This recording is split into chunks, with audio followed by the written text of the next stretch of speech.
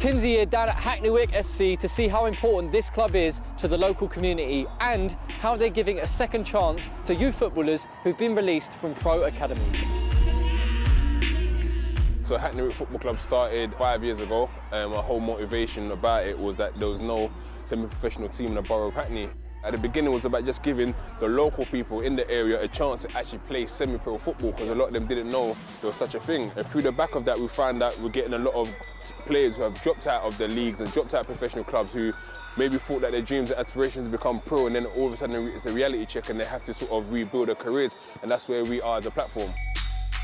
So I was at Palace till about 2 years ago. So when did you start? I think I was 13 years old. 13, wow. Yeah, so I was quite young at the time. I got offered a scholarship when I was like 15, okay. And that's from like 16 to 18, walking next to players like Wilfried Zaha, yeah. Christian Benteke's, and like these are players I used to watch on Match of the Day and watch on the TV kind of thing. And then I think like when it's full time when you're out of school, it's even more real. I'm not commuting from school, just like in my uniform.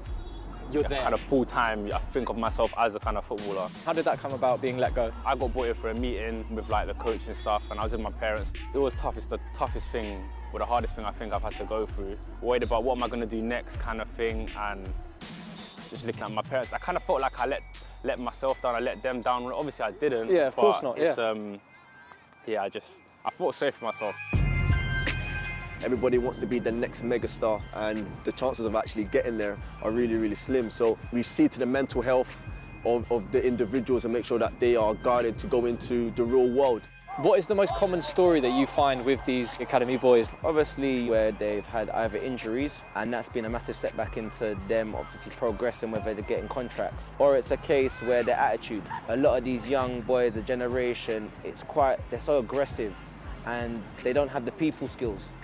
So what we try to do is mentor the boys and give them the people skills, which some of them lacked at that moment of time, which didn't help them keeping their contracts at obviously football clubs or maintaining into getting professional contracts, because we talk about, which is the most important thing, professionalism. Academy football is amazing because it produces top players and everybody sees the great things at the top end, but then what about the ones that don't make it and having exit strategies to them? And I feel clubs don't really do that enough in the game today.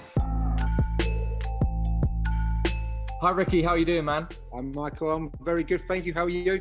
Yeah, I'm very, very good, very good. Whenever I think of football academies, I always think of players around the age of like 15, 16. But what age do players tend to start in the academy nowadays? Basically, we look at players from under 9 right the way through to under 23.